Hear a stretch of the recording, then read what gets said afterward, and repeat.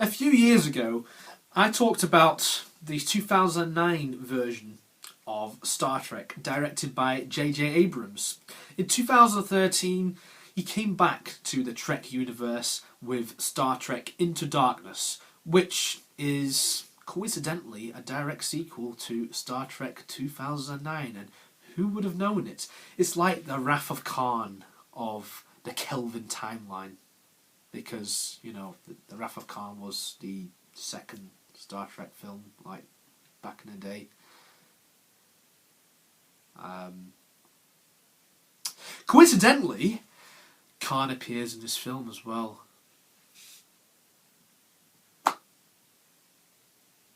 Surprise, surprise.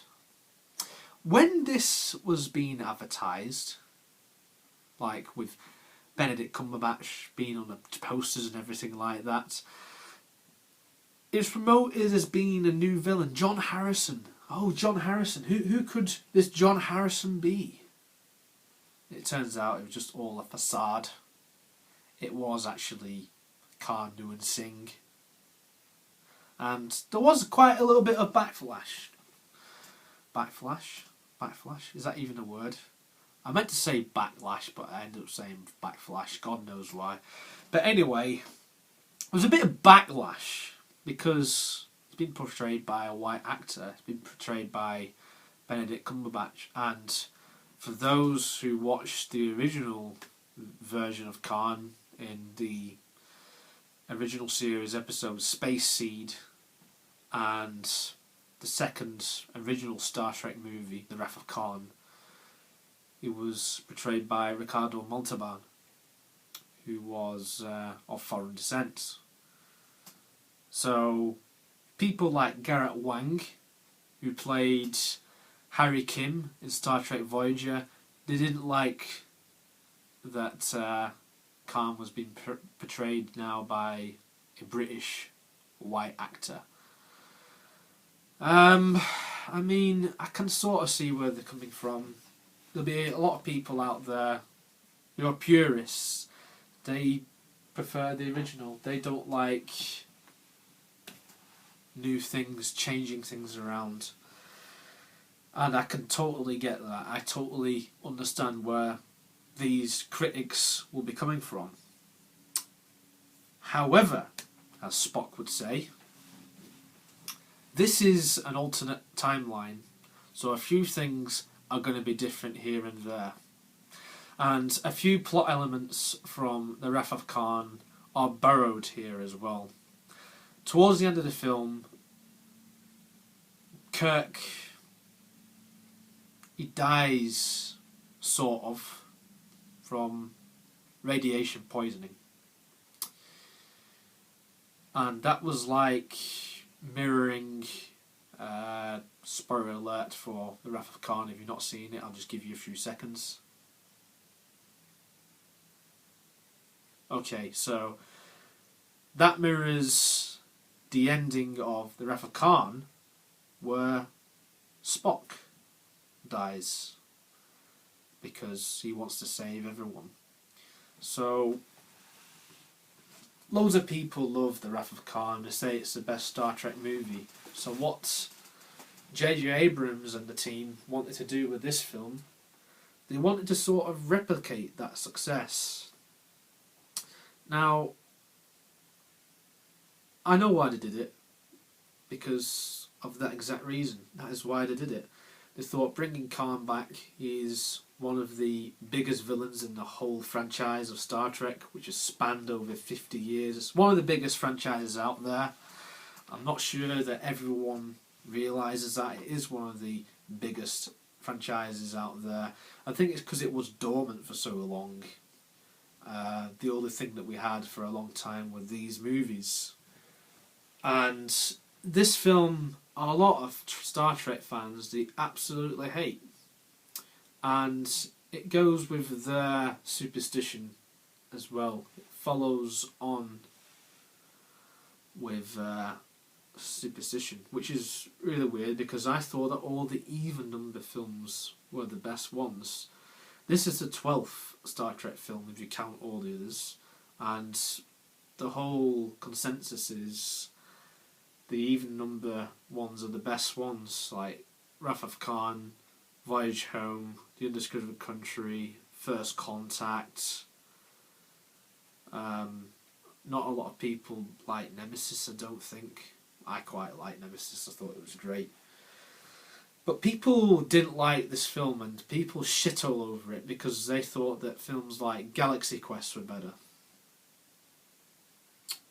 Now, I like Galaxy Quest. I think it's a great movie. I probably will end up reviewing it eventually.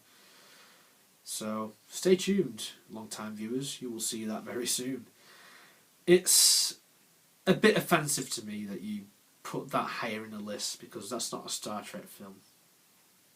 I mean, I know I'm clutching at straws here, but I actually think that Star Trek Into Darkness, it is a good film. Yeah, I did say that. It's a good film. However, as Spock would say, or Tuvok would say, it does have its problems. I'm going to say right off the bat that I do strongly prefer the first film in this reboot, this Kelvin timeline. I think that Star Trek 2009, I'm just going to call it Star Trek 2009, even though it's just called Star Trek. But you get where I'm coming from. That film, I feel, is far superior. I like the whole origin story of Kirk, Spock, Uhura, the rest of the gang. This one, it follows on from that. It asks questions of Kirk's leadership, and there are a few good things that sort of carry over from the previous film, which I quite like. But obviously we have a bigger villain. I will say that Benedict Cumberbatch's turn as Khan is really good. I think that he plays a really good role, and I think that he largely steals the film for every scene he's in. He's a scene stealer. But that doesn't take away from the rest of the cast. I think Chris Pine does a good job as a young, still learning Captain Kirk. And of course we've got Zachary Quinto in there as Spock, who's really good. We've got Zoe Saldana as Uhura. And then we've got all the rest. You've got Simon Pegg in there as Scotty, and all the rest. You've got Bones, Chekhov, Sulu, all of those, which, you know, they play the usual fundamental role in this. We have a few newcomers to the crew as well, such as Carol Marcus, who's played by Alice Eve, and you've got another one of the main villains of the film who has this ginormous ship. I'll talk a little bit more about it in a sec, but he's played by the guy from RoboCop. I can't remember for the life of me the actor's name, I'm so sorry, but it's RoboCop. We've got RoboCop in Star Trek. What's not to like about that? Well, there's a few things really, because I didn't really think that the RoboCop films are good, so yeah. There's a few things to be desired of there. But anyway, he controls the big, massive ship, which is like got better warp speed power than the Enterprise and stuff. And it sort of adds to the complaints that I had with the 2009 Star Trek, and it goes for a lot of the prequels in Star Trek really, even with Star Trek Discovery. I've not watched Discovery, but from what I've seen, it looks far too advanced for the time period where it is, like when you compare it to Next Generation and Voyager, which is supposed to be like 100 years after all of this shit happened. So, yeah, it's too advanced. This whole bloody warship thing that he's got is so advanced, and yeah, it's one of the things that I just sort of overlooked with the film. I thought it was stupid at the time when the film came out.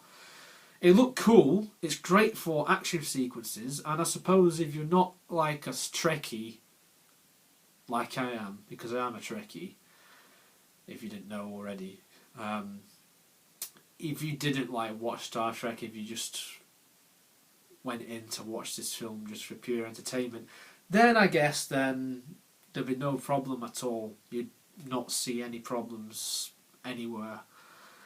But for me, it just feels like, as a prequel, it's far too advanced for its own good, like, in the Trek universe. Everything is too good, all the technology is too good, but at the same time it goes back to the old argument I had earlier about Khan. It's set in an alternate timeline, so maybe technology advances further in this timeline. I suppose that the writers and directors, they can do what they want with this crew, this version of the original series crew, if you will, because it's an alternate timeline. You've got a nice little cameo by the great late Leonard Nimoy in there.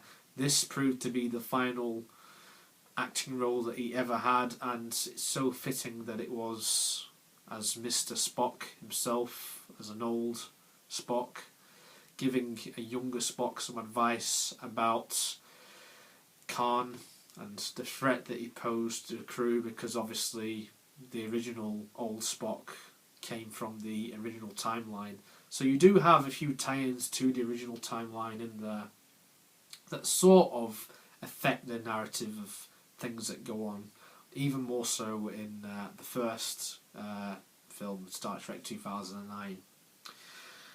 So there's a lot to be desired. There's a lot of things wrong with the film, but if you overlook that, I think that it is actually a good, enjoyable film. I don't think that by any means this is a bad film, and I definitely do not think that this is like one of the bad Star Trek films by any means, because there's other films which are just like, it's just a bore, really. Bad films. I'll talk about those in the future. But what I will say is Star Trek Into Darkness, it's a worthy sequel to Star Trek 2009. I prefer the first one, but I know that some people out there will probably prefer this as well. So it's one of those.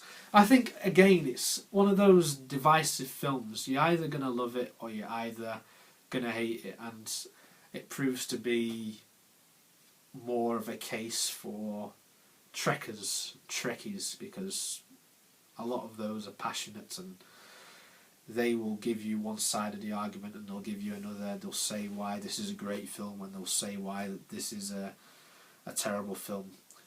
I'll give this an 8 out of 10 because there are a few issues that I do have with the film.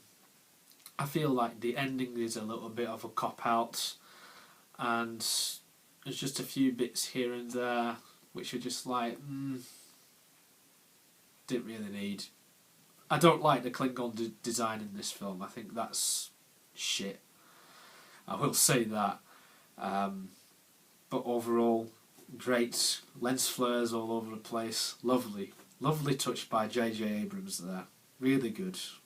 You could tell that he directed the film. Good special effects as well. Really do like the special effects. And the music is really good, just as it was in the first film in this reboot series. So yeah, that's my review of Star Trek Into Darkness. Thank you very much for watching, and stay tuned for more movie reviews right here on this channel. See you next time. Bye for now.